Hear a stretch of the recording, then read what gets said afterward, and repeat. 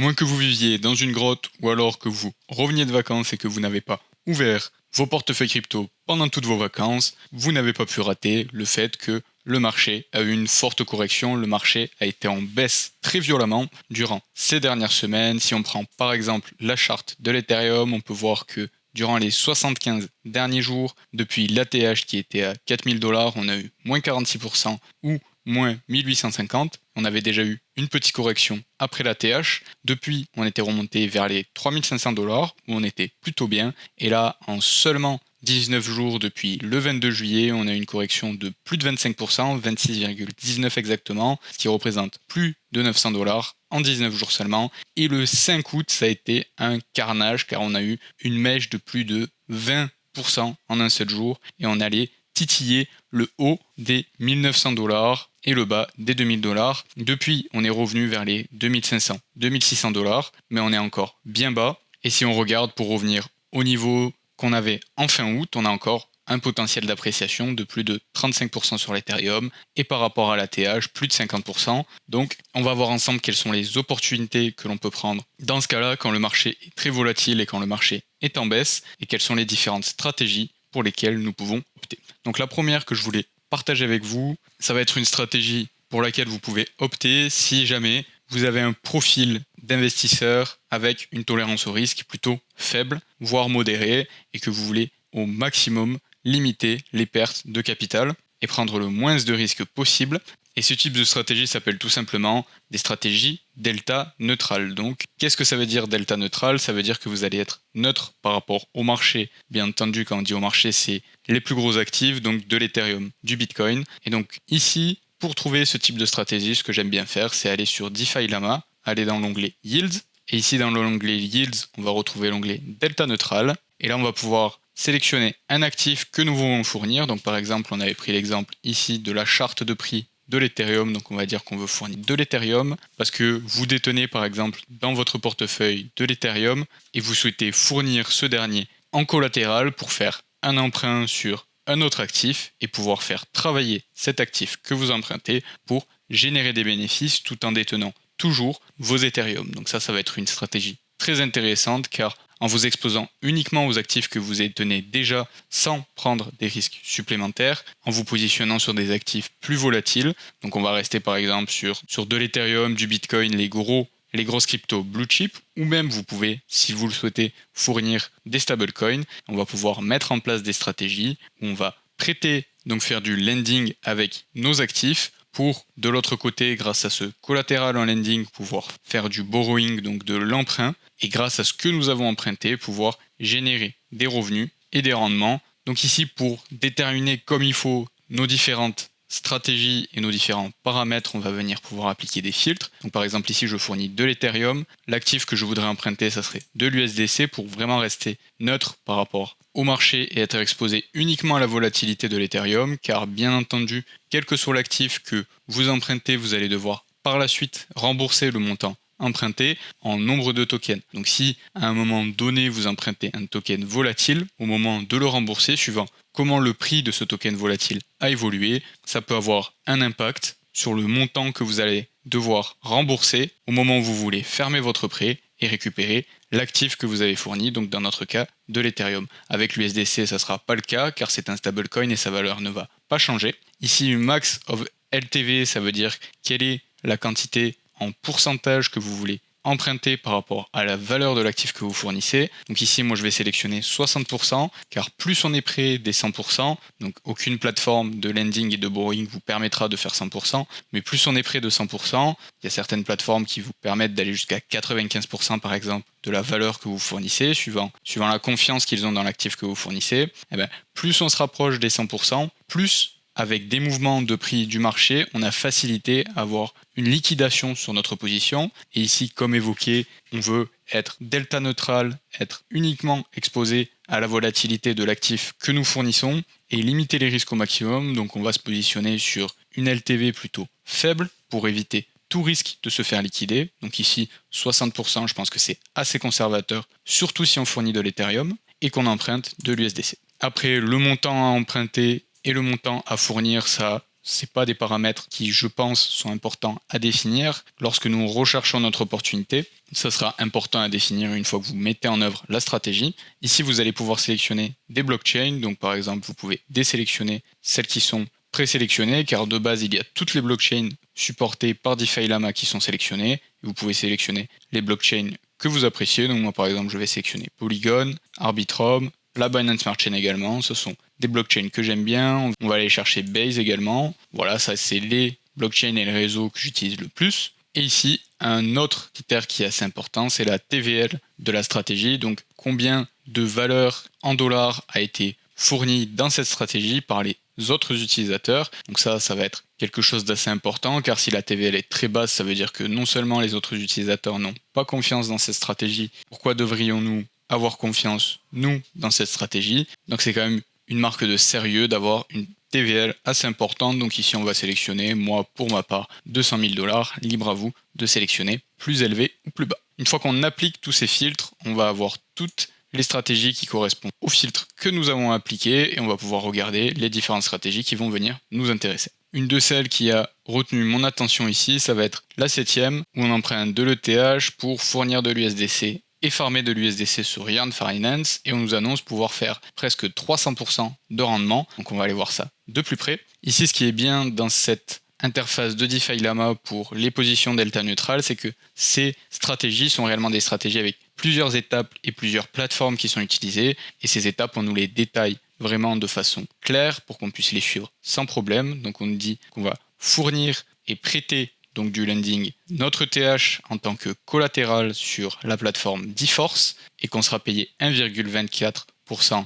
d'APY sur ces actifs en prêt. On va venir emprunter de l'USDC grâce à l'ETH qu'on a fourni en collatéral. Donc eux, ils nous disent pour l'exemple et pour le calcul des rendements sur cette stratégie qu'ils sélectionnent une LTV de 65%, mais nous, on pourra faire plus faible si on veut, comme évoqué, faire 60% maximum. Et sur ces actifs et ce montant qu'on va venir emprunter, donc faire du borrowing, on va payer un APR à ceux qui nous prêtent ces actifs de 5,28%, et on va venir farmer des USDC sur Yarn Finance, ce qui rapporte 585,45%. Donc après, on nous fait le calcul ici, où on a les rendements qui nous sont payés pour la liquidité que nous mettons à disposition en lending, les rendements que nous devons payer pour la liquidité que nous empruntons en borrowing, la LTV, donc le pourcentage des ETH qu'on a mis en collatéral qu'on vient emprunter, et le rendement qu'on peut obtenir sur le farm du SDC fois la LTV encore une fois, ce qui nous fait le rendement final. Donc pour nous, si on vient faire ce même calcul, donc 1.24 moins 5.28 fois 0,6 plus 585.45 fois 0,6 encore une fois, donc si on fait une LTV de 0,6, ça nous amènerait à des rendements de 348,84%, ce qui est tout de même énorme, même si on prend une LTV de seulement 60%. Donc maintenant, quand on a sélectionné et qu'on s'intéresse à une de ces stratégies en delta neutral, il va falloir s'intéresser à plusieurs choses et faire nos propres recherches sur plusieurs choses avant d'investir. Donc déjà, la première chose que j'irai regarder, c'est quelle est cette plateforme DeForce? Est-elle auditée? Quelles sont les conditions pour les prêts et les emprunts, le lending et le borrowing de mes actifs? Quelle est la TVL sur cette plateforme? Et quel est le sentiment de la communauté vis-à-vis de cette plateforme? Car ça voudrait dire que je viendrais mettre en lending mes ETH, donc que je confierai et que je ferai confiance à cette plateforme DeForce pour les ETH que je dois fournir. Donc ça, c'est une première chose à venir regarder. La seconde chose qui va être importante à regarder, c'est de faire mes propres recherches sur Yarn Finance. Est-ce qu'elle est auditée? Quelle est cette plateforme? Et surtout, comment ils arrivent à générer 585,45% sur du farm en USDC, car ça me paraît très très élevé pour du farm sur du stablecoin. Donc quelle est la mécanique derrière ça? Comment ils arrivent à générer ces rendements? Est-ce qu'il y a eu des audits? Quel est le sentiment de la communauté? Est-ce que ça s'explique avec les volumes très élevés qu'il y a eu récemment, ou est-ce que c'est quelque chose de durable dans le temps? Tout ça, ce sont des recherches qu'il est important de faire, bien entendu, avant de s'engager les yeux fermés dans une stratégie. C'est pas parce qu'on a appliqué quelques filtres ici que ça y est, la stratégie est magique et elle va marcher comme indiqué. DeFi Llama est juste une ressource pour trouver ses opportunités et ses stratégies. Après, bien entendu, il faut faire ses propres recherches avant d'investir votre argent, car ça peut aller très vite. de tomber sur une arnaque en finance décentralisée. Et bien entendu, c'est pas parce que c'est sur DeFi Lama que c'est forcément des plateformes de confiance. DeFi Lama propose le plus de données possible et c'est pour ça que cette plateforme est très intéressante. Mais après, il est toujours important de faire nos recherches. Donc, ce qu'on peut voir également sur cette page, c'est les différentes données pour les différents contrats et systèmes avec lesquels on va interagir. Donc, on peut voir que l'API du lending, donc qu'on va nous payer quand on va fournir le TH, est plutôt stable dans le temps. On oscille entre 1 et 2%. De la même façon, l'API qu'on doit payer pour emprunter des USDC est plutôt stable dans le temps, vers les 5 à 8%.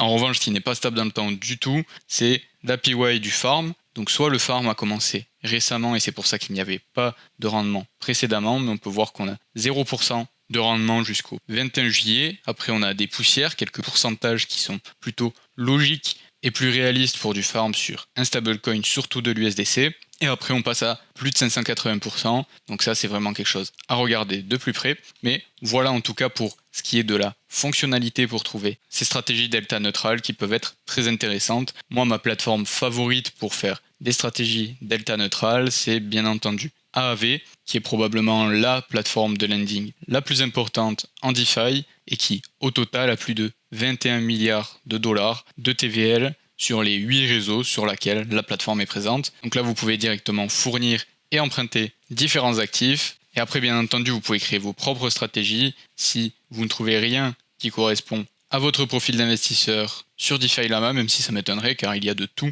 pour tout le monde, et faire directement du lending, du borrowing, donc un emprunt et fournir de la liquidité sur Aave, et après aller fournir de la liquidité concentrée. Et si vous voulez vraiment minimiser les risques, vous pouvez fournir de la liquidité concentrée sur des stablecoins avec une fourchette de prix assez serrée et générer entre 10 et 20% de rendement assez facilement, tout en ayant fourni des Ethers et emprunté des stablecoins, comme on l'avait évoqué plus tôt avec cette stratégie. Donc voilà pour ce qui est du principe des stratégies delta neutrales. C'était juste une petite présentation car je pense que c'est quelque chose que pas tout le monde a en tête et pas tout le monde connaît, et c'est qu'il est possible de faire pour éventuellement continuer à profiter de l'appréciation des actifs que vous détenez et en même temps générer des rendements sur le côté. Et l'autre chose que je voulais partager avec vous, c'est une autre chose que vous pouvez faire aussi quand vos positions sont sorties de leur fourchette de prix ou alors que vous voulez créer une nouvelle position mais que vous êtes plus bullish sur un actif qu'un autre. Vous pouvez tout simplement créer une position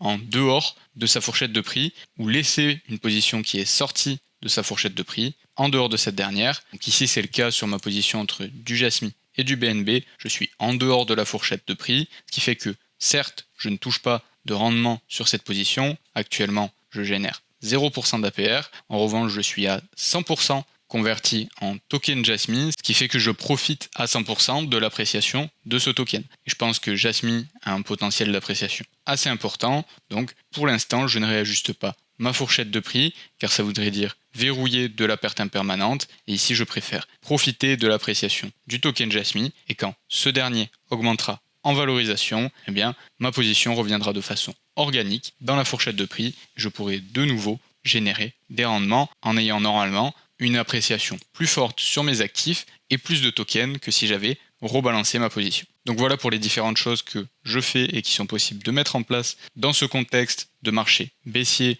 et de correction assez importante. Si vous avez des questions sur ces différentes stratégies, n'hésitez pas à les poser en commentaire. Si jamais vous voulez mettre ces stratégies en place et que vous désirez être accompagné pour ce faire, n'hésitez pas à réserver un appel avec moi. Premier lien dans la description pour qu'on voit ensemble comment je peux vous accompagner et vous aider dans votre aventure en finance décentralisée pour générer des revenus passifs. Comme d'habitude, si vous avez apprécié cette vidéo, laissez-y un petit pouce bleu. Abonnez-vous pour ne pas rater les nouvelles qui sortent chaque semaine. Et sur ce, je vous dis à la prochaine.